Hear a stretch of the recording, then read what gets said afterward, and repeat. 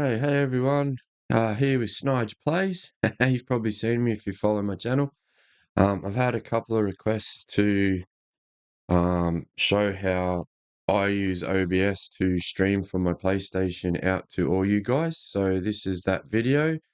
I hope I can do it justice and this does help you out. So we're going to get right into it. So I'll just get rid of my gorgeous face off this screen and we will go to here. So this is OBS. This is what it looks like. It is mirroring at the moment just because of how I had to set it up to get this video done.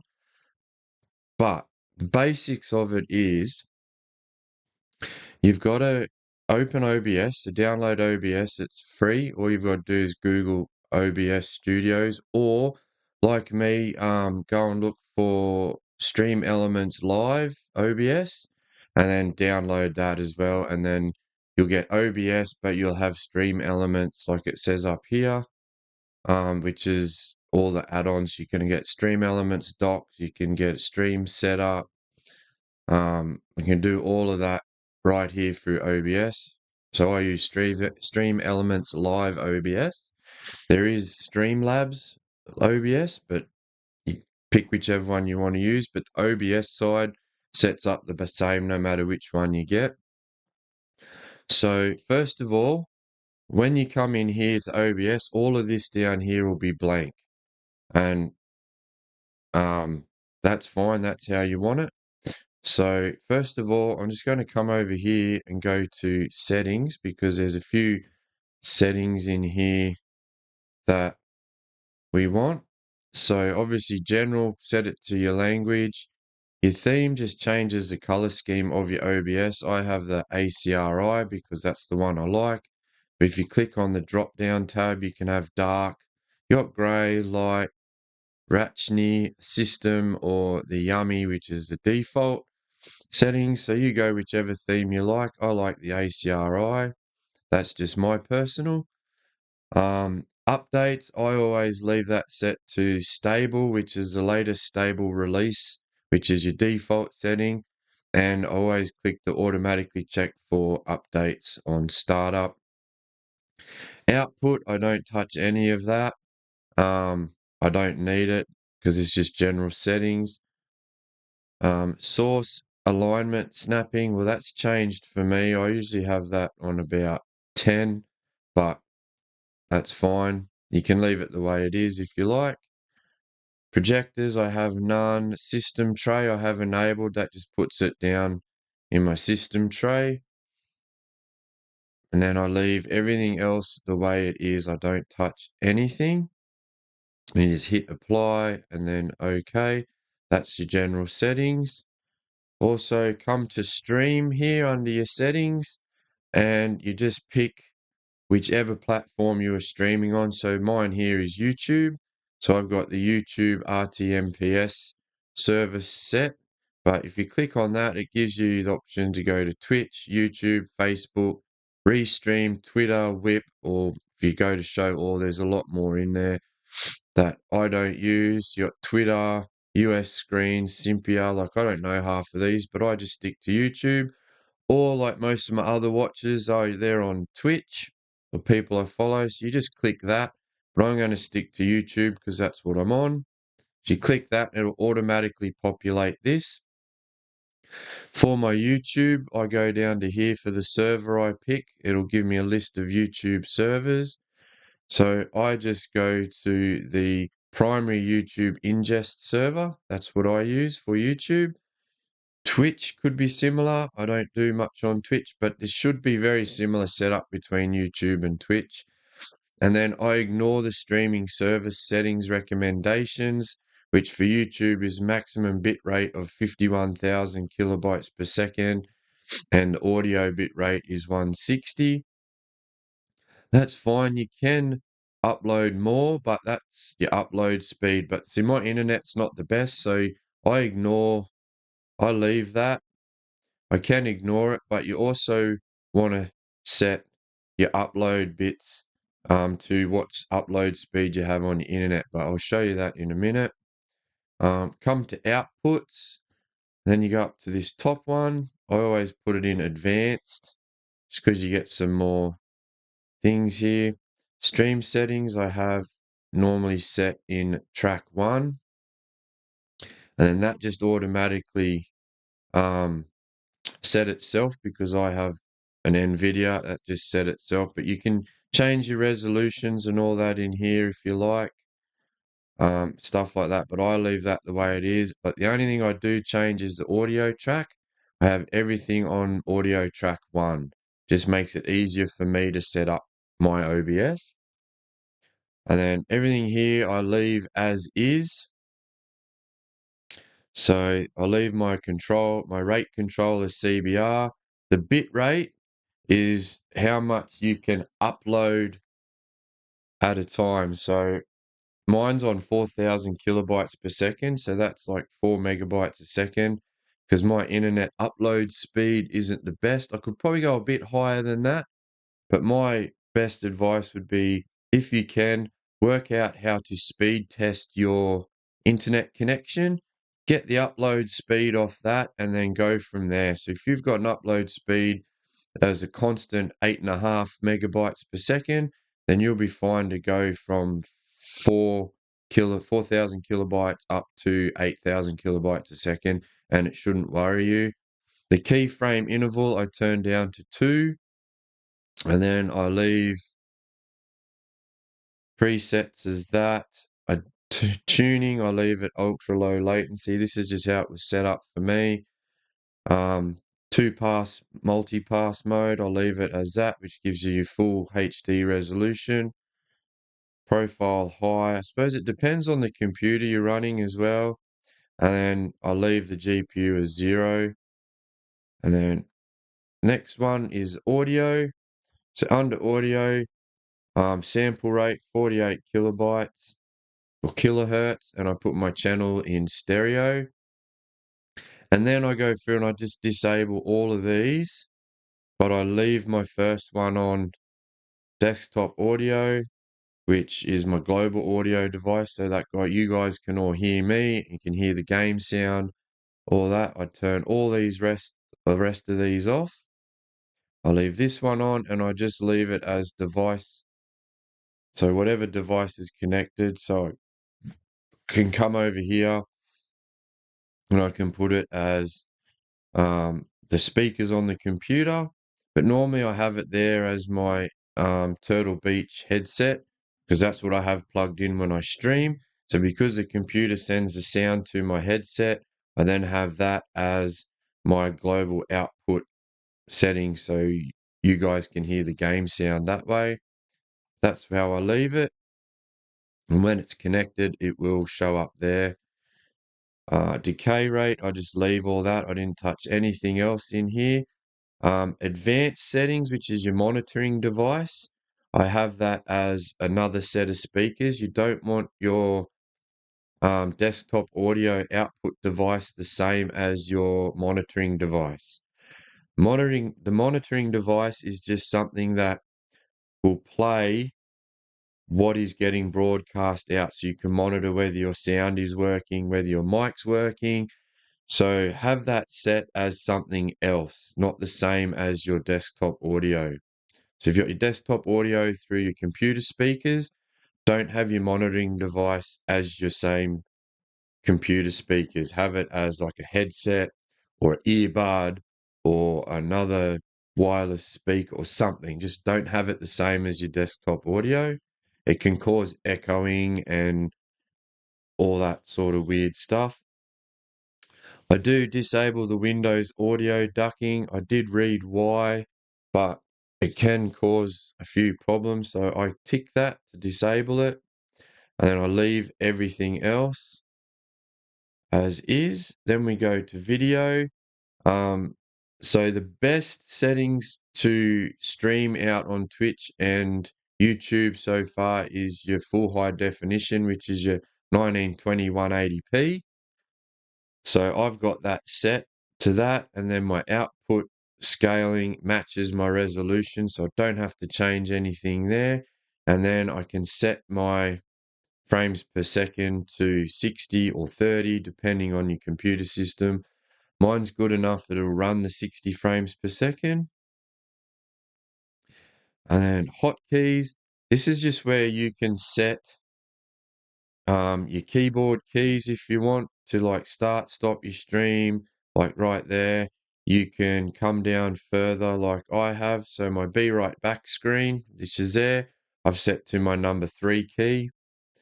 I just don't have it as letters because I don't want to make the mistake of if I leave OBS up and I have my start and stop stream button as the letter S, and I'm typing away and I forget that OBS is open, I hit S, OBS is going to start streaming or recording or whatever. So make sure you just hotkey that to keys you're not going to use every day. So I don't use my number keypad every day. So I put my Be Right Back screen as number 3, my Snige Live screen as number 2. Down here, I've got stream starting screen as number 1, and then my end screen as number 4. But you don't have to do that. You pick whatever hotkeys you want. That's just what I've done. So to set them, you just click on it like so, and then normally it'll be, like that. So I just hit number 4, apply, and then that's set as my number 4 key over on my side keypad. Accessibility, I touch nothing in there. I leave it as is. It's all about your color mixes and blah. I just leave that as it is. I don't touch it. And then advanced settings, I just left that as it was because my computer auto-filled that and I left it. And then I just hit OK to get it all set. The only thing I did change was this stream delay setting. I've got it down on 1 second. Probably could have it at 2, but I wouldn't go any higher than that because, yeah, it puts more of a delay into your stream. But I left that as that. And then I left the automatic reconnect on. So if I do lose connection to OBS or my internet at any time, this will try and reconnect to my previous stream. And that's how I leave it. So that's what I do for my general settings, guys. Hope that's handy for you. But moving on, this is where the interesting part happens. Setting up this screen here that I'm looking at. So one over here, you've got this scenes box. This will be empty for you. I've set up my scenes, but just to show you how to do that, you come to this scenes box. You come down here and you click this plus button and this window will open. So this is the screen you use to name your scene. So you can name that scene whatever you want. As you can see, I've got my stream start screen. I've just put the number there of each button I've got it hotkeyed to just so I don't forget. But you name it whatever you want. So up here you'll just type that in. So stream start, say you'll hit OK, just like that. And then you'll see it appeared down here, but we'll remove it. That's fine. And then after you've named your scene here, you'll come over to sources. Now this is where you add all your bits and bobs to that scene. So for this scene, which is my live scene, I've added my desktop audio. So they're all locked. So to do that, again, you come down to your sources, you go to your plus sign here, add a source, it'll bring up this list here. So if you're going to add audio, like from your desktop, computer, laptop, wherever, you would put audio output capture. I think that's what it is. Yep, you go to that. And then you name that. So I've named mine desktop audio.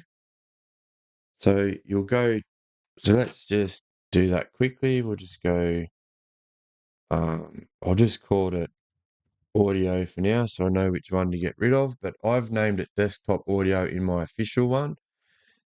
So you'll click that and then you'll come to here and this screen will open. This is where you get to choose what you want as your desktop audio. So you could have it as your Realtek speakers sound audio, which is what's built into my computer. I can have it as my headset or I can have it as the speakers that are separate to my computer. So that's how you get that in there, guys. And once you pick a source, so let's just say Realtek speakers. You don't need to use the device stamps. Then you just click OK. And then as you can see, it is right there. And these have to be in an order as well, guys. So once you get it all set,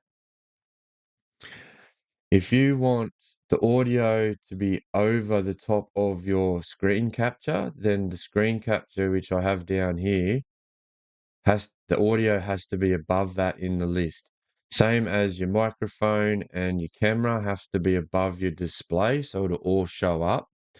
So if I bring in PC cam and I click it there, as you can see, because it is above, just move that over there, because my PC cam is above my display capture, I can move it around anywhere on top of that capture. So that's how you want it set. So your screen capture or display capture or your PS Remote Play app will be down the bottom of this list.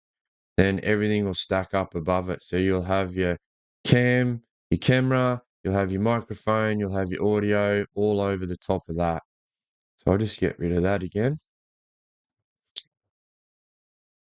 And then after you've added that, you can see the desktop, the audio here. So this little slider will be your mixer.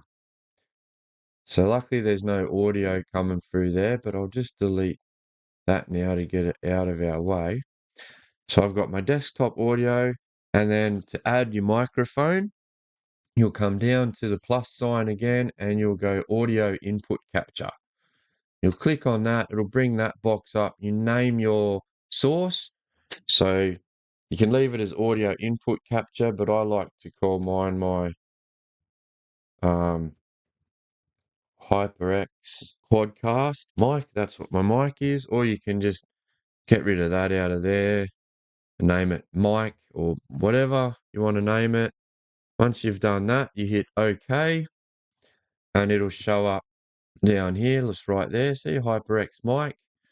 And then you'll get this here. And this is your audio mixing. So once you've got all your sources in here and your sound in here, this one will show up, which is your audio mixer. So what you want here is, because you're the main star of your channel, you're the one everyone comes to watch, your voice needs to be louder than everything else. So that's what these sliders are for. So you can slide this blue slider up and down, and that will change the volume of your mic, your audio, whatever sounds you've got in here. So because this is my desktop audio slider here, and I want my voice to be over the top of that and clearer than the sound of the game, because, you know, you're here to see me, hopefully. I've got my desktop audio lower than what my mic input is. So my mic input's just at 2.5 decibels, and my desktop audio is turned down to 6.1. So now that means my mic, when it picks up my voice, will be louder than my gameplay sound. And that's how you kind of want it. Also, another thing with your audio mixing is, once you've got it in here, you want to come to these three dots, click on it, and come down to the bottom here and go to Advanced Audio Properties. Click on that, and this will bring up this menu. So then you go over here to Tracks, and because you set it before, if you do, onto just audio track 1 in your settings, you click all track 1 and then you disable all the rest, which is what I've done. And then also you want to change audio monitoring settings. So I've got all mine set to monitor and output. So at minimum, you need to set it to output, monitor and output. Because if you have it on monitor only, then that means it'll only send it to the speakers that you have set as your monitor, whether that be your headset, your earbuds, whether that be whatever sound you got that going to. If you turn monitor off, then you can have it going out to hear it for everyone to hear, but then you can't monitor whether it's working or not. So I put it on monitor and output on everything, because my headset is Bluetooth. it can pick up both. So I can plug it into the computer, hear the game sound, and then I can Bluetooth it to my monitoring set, and then I get both in my earphones and I can adjust the sound on them. But yeah, so you want it set to monitor and output. And then over here, you can set your volumes for your different sources in the scene. So PS Remote Play is at 100% because I want my sound out and I can adjust that here. Same with the desktop audio and my alerts. I can do all that. But that's how I want it. I don't really play with the volumes here. I rather play with them down here in the audio mixer. Leave that ticked as active sources only. So these will only show your active sources. And then once you got all that set, you just click on that. And then you can just slide this up or down to however loud you want it. So I had that at, we'll go 6.5. That's close enough. But with my microphone too, see how when I talk, this slider's moving up and down, but it barely goes into the red. You don't really want it way up in the red all the time because that means it could distort the sound. It's going to be too loud for someone who's listening on headphones, on their phone or whatever. So I play with this and I just move this slider up and down. So when I'm talking normally, it will go just to the bottom of the red. So even if I bring that down a little bit further to say 3.1, jumps up in the red a little bit, especially when I do loud sounds like, hey, hey. See how it doesn't peak all the way up in the red? I'm only just in the red. That's how I found I like it. And that's how I find my sound works a lot better. And you can also do the same thing for your mic. Click these three dots, advanced settings, and then it's all the same as the output sound. So you want it as monitor and output. You track one, turn all the rest off. And your HyperX balance I have right in the middle. So when I talk, if you're listening in stereo or surround sound, it will come through all the speakers equally. Close that. Another thing is you can mute your mic right. It's muted, as you saw, it was moving, but you probably couldn't hear me. And then over here, you've got your scene transitions. I don't have any others uploaded, but it gives you two for free in OBS alone. So you've got cut and fade. I use the fade, and then the duration is in milliseconds. So that's 1.5 seconds. So you can turn that up or down. If you want it to go for 2 seconds, you just turn that up to 2000 milliseconds. I think 1500 is long enough. But you play around with that. You might want it quicker. You might want it slower. I think 1500 is perfect for me. And then once that is set, you just come over to this box, click on it, and that'll be set. And that's basically how I set up my OBS. So you add a scene by clicking the plus, name your scene, come in, click your plus, brings up this, and you add all your things in from there. I'm using the PlayStation Remote app. So once I go in here, I go click, and then I think I had to have my PlayStation Remote app open, which is just here. Click on that, open it up, and then open your OBS. I'll just show you that quickly. So you'll just open up the remote play. It's going to open for me. So there's the window. Leave it like that. You don't have to connect it to your PlayStation. Leave it open. Click on your OBS. Come down here, add a source. So the source, because it's a window, we want to go window capture. Bring up that so we name it. So I'll just go PS remote. Click on that and it'll put it down here like it has there. And then once you go to here, you click on it and it'll bring up this menu here. So you've got properties, filters, and then you've got the window you're capturing. You can go to properties and then you make sure capture method is automatic. Sometimes you have to change this. I've had to use Windows 10 1903. Sometimes automatic works fine too, but then you want your display to match what you're sending out. So I'm 1920 180p, that's great. So you okay all that, and then that's in there. And then once you actually connect to your PlayStation, because I've got mine running over here, I'll just show you. It brings this up, bring your OBS up, and then when you go to here, because I just added this display capture so I could capture my OBS screen to show you what I do. When I go live and I'm here,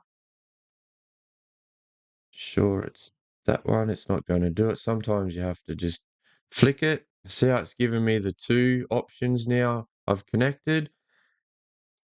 So I had to just flick between one and the other because sometimes it doesn't recognize you. You want the one that says Remote Play EXE PS Remote Play, and then that puts your screen up here. And that's as easy as it is, guys. I'll just close that guy down. Anyway, that's how I get my PlayStation Remote Play into my OBS. You name your scene, like I said, just go to the plus, add it, name your scene, and then you come over and add your source, which is the same. Hit the plus, find your source. So in my case, as a using Remote Play, because it's in a window, I just go to Window Capture, and then you find that window. And then to add your camera, if you're going to show your lovely face on screen like I do, you go to Source and then you add Video Capture Device. So you click on that, you name it exactly, hit OK. It'll drop it down in your sources box like mine has here with the Logitech G920 camera, or your PC cam, whatever camera you've got plugged into your computer. So I can click that, and that's up there on my telly, which is the one you watch me on when I stream. So I can turn that one off, or I can put this one on, which is the one right in front of me built into my laptop. And you've just got to pick whichever one you want to use. So if you want to use your PC cam, you click on that, you hit properties, and then you go up to here, and then you pick your device. So see, I've got on my list, I've got two devices, so I can pick my Logitech Pro Webcam 920, or I can pick the HD user-facing camera on my laptop. So you click whichever one pops up, you hit that, so like it's that one, and then these are your configurations. If your camera's got configurations, you can go configure video, and then you can like change the brightness, contrast, all that sort of stuff. Control, so I've got more control on my Logitech one, but this is just a quick overview. Oh, excuse me. You can, if your camera allows, which the one on the PC doesn't, you can zoom, you can focus, you can change your aperture, all that stuff in there.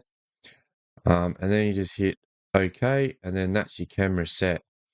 And the little lock screen or lock padlock symbol, this locks your dock. So if I want this dock to be this big, I lock it. As you can see, that red border disappeared, and I can click on it, but I can't move that around anywhere. If I unlock it, the border comes back, and then I can shift that around to wherever I need it to be. Once you've got it set and you've picked the size you want, this is with any of these, you hit lock and it's set, and it just stays that way all the time. So it'll be in that top right corner every time I use that camera if I choose. Same with the capture here. I can unlock it and I can move that around. You want it to obviously match your canvas that it's on, but you can shrink it like that for other displays if you want other things around it. Up to you, but I usually just have it like that, camera over the top, and Bob's your uncle. That's how it's done. Same with your audio settings. You can unlock them, audio, that. So, and that's once you've got that all set, you just lock it and then it can't be changed. As you can see down here, I've got alerts. In Stream Elements, you can customize your own alerts, but that's a whole nother video. I may do that another day. It won't be today though. But to get your alerts in there, because that's made over in Stream Elements itself, to get that sort of thing in here or from any other source, you click plus on your sources and it's going to be a browser source. So that's why it's got that little globe next to it. Down here, see that little globe? It's a browser source. So click on that. I go browser source, and I name the browser source, which I did was alerts. Then you click on it, puts it down in here. You always want to have that make source visible so it shows up in this box. Once I've got it in here, you'll go back over to wherever you made your alerts or whatever, and it should have a link address for that source, which it did in Stream Elements. So you go up to that link. Once you're done, you copy that link, you bring it down here, you go properties, and you highlight this URL box, click on it, paste your link. If I had it copied ready, you paste it in there, and then you can adjust your width and height for where you want it on your screen. Then you hit OK, and then that's set. So hopefully, like it did the other stream, when Aiden mate subscribed, the alert will pop up and do its little song and dance. I don't see it on my TV when it happens. I see it in OBS and I can hear it, but you guys all see it when it happens. That's how it's meant to work. Doesn't always work. Stream Elements can be temperamental. And then that's it. And the other thing I do, one more thing before I go, is if you want your mic here, I've got my HyperX one here. If you want that to sound better, you can go to your microphone. Obviously, there it is. That's the source. Like I've got a microphone on my Turtle Beach headset, stuff like that. But I use my HyperX Quadcast mic. Click that. Go to, just unlock it. Go to filters. Now in here, you can add different filters. So first one I added was gain. And basically what the gain does, it controls how loud or soft your voice will be coming over your microphone. This you can play around with and work out yourself. Mine's set at 10.8 decibels. I found that's perfect for my voice. Everyone's voice is different, so you'll have to play around with this a little bit. That's what mine's set to. And all you do to add a filter once you're in here is you come down here just like the rest and hit that plus button. It'll give you a list of not suppressors, filters here, so such as your equalizer, your compressor, your expander, your gain, all that sort of stuff. So you just pick one, add it, and then you can set it up in here. So I've added the gain, which I just explained, and then I've got a noise suppression.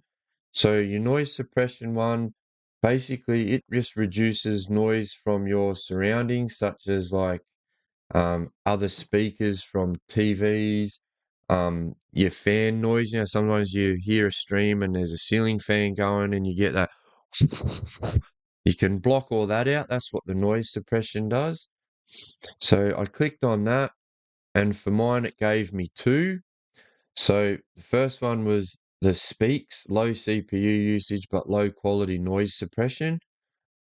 Now that all depends on the system you're running to which one you choose. Mine's not a bad laptop, so I use the RN noise for good quality and a little bit more CPU use, which is fine because I've got a i9 CPU, so it runs it really easy. So I just pick that, and that one seems to work really, really well for me.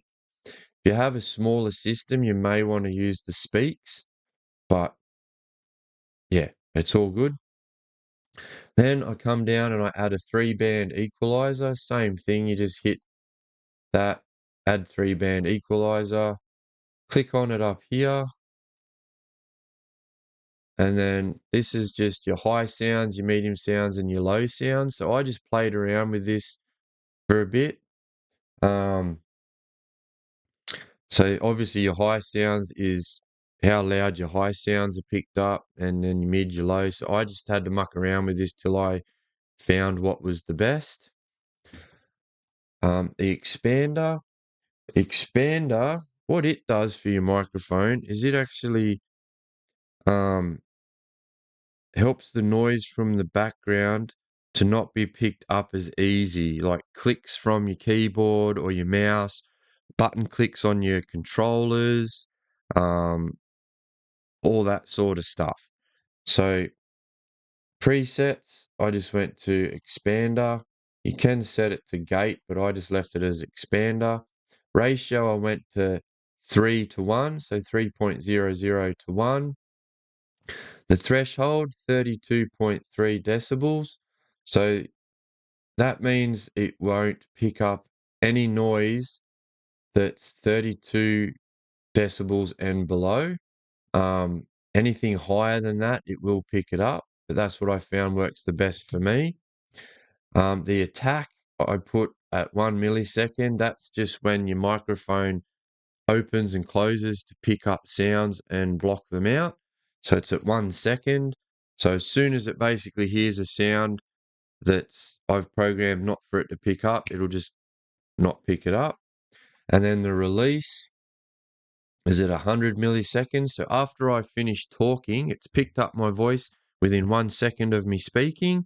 And then the microphone will, as it's called, the release, once I stop talking, like 1 second or 100 milliseconds later, so that'd be like a second after I stop talking, microphone will shut itself off a bit, so to speak, and it won't pick up any of that background noise.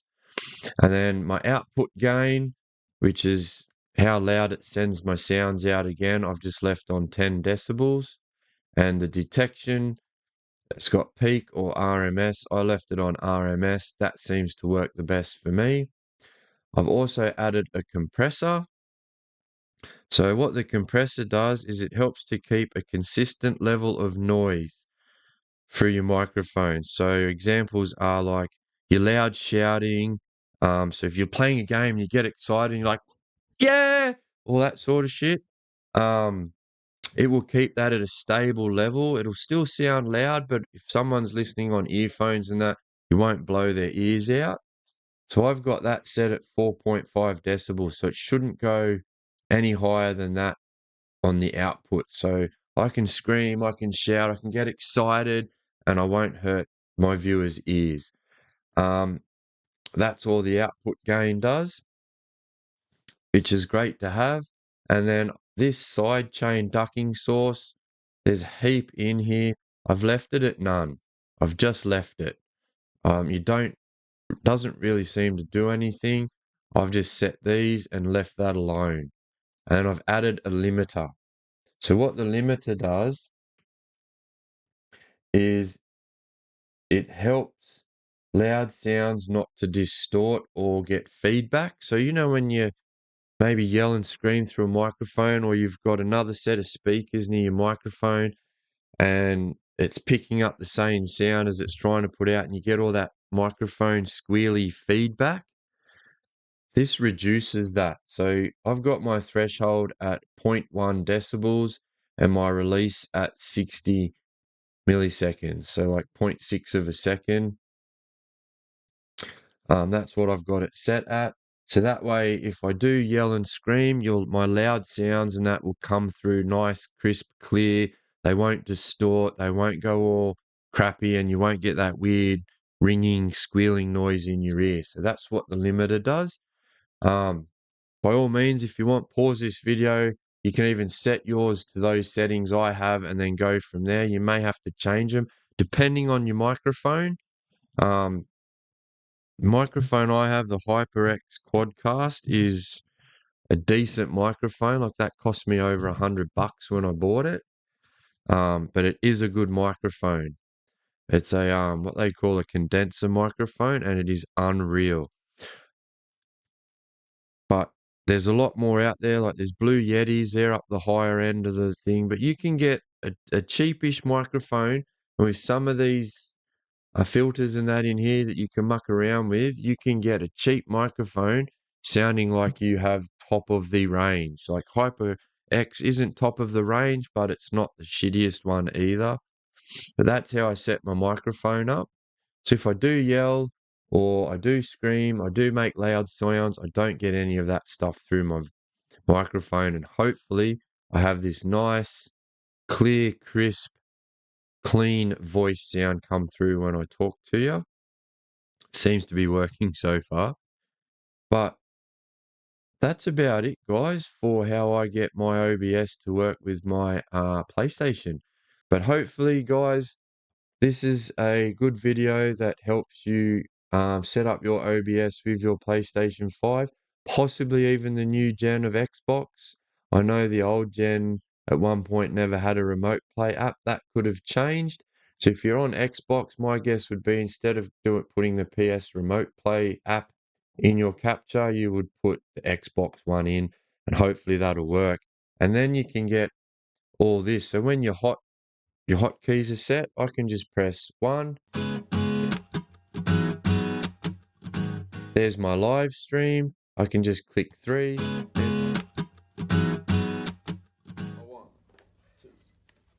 And you can just flick through screens like that once you have your sources set and your hotkeys are set. You can just flick through them like that. Makes it so much easier. And mine's just a press of a button. I go from start screen, press my button, boom, I'm on Snige's live screen. Once I do that, I go and have a break. I hit my hotkey number 3, bang, I'm at my Be Right Back screen. And then fourth and last, obviously, when my stream ends, hit my number 4 button hotkey, and I'm straight into my end screen. And that's how you can set it up, guys. Um, the other thing too, if you want your stream chat just here like mine is, I'll move my face over here. So this here is where when I go live, my YouTube chat shows up here, and I can type in here and I can talk to you guys here. I can read what you're saying, and it's right here. So what I do here is you just go to Docs and you come down here and you go to Chat. As you can see, I've got it ticked. So if I take that away, it's not there. So I come up here, I go to Docs at the top. Sorry, I'll just move that out of the way. So your Docs up here, click on Docs, come down, hit Chat, and boom, there's my YouTube chat. Now that activates when I go live on YouTube. It won't activate now because I'm not live. But if I went live, then that'll activate and log into my YouTube chat, and that's where I can see you guys chatting away, having fun and a laugh in my streams. Also, another thing before I go, to set up a live stream for OBS, you come to here and you go Manage Broadcasts. You click on that, brings up this screen, and you can create a new broadcast or go to one that's existing. I normally just create new ones all the time. If I go here, YouTube automatically set me up one. I never use it. I just create my own. And then in here, you can hit remember settings, and you can write your title, write your description, change your privacy, your category. This is just basic, but it all links to your YouTube or your Twitch. So when I go in, I can add my thumbnail right there. So that's already done for me. And once I get all that done, I can change the latency as well. So I've got it on low. Could go ultra low, but I just leave it on low. That works well. And then down here, you can hit your schedule square, tick that, and then don't worry about enable auto start and stop, because you can just do that over here. And then you can schedule it down here. So you can put in a date and a time. So if I wanted to go live tomorrow and I want to let all you guys know, so you can hopefully catch my stream, you can sit down, relax, grab a cold drink, a cold beer, whatever, some snacks, some food, come and watch Snigeplays live. I can schedule that. So say for tomorrow, I can change that to the 28th of the 6th, 24. So I can click on that, click the Dropbox. So I can go 28, change the date. Then I can delete the time. say, I can delete that. So I can change my minute. So I can go, say, there, 10 a.m. the 28th of the 6th. There. So I can schedule that, and then I go down to this and hit schedule and select broadcast, and that'll put it out as an upcoming stream to whatever platform you stream on. And then, yeah, it's already set. You can, off you go. So, or I could just hit schedule broadcast, and that's how I set my lives up there.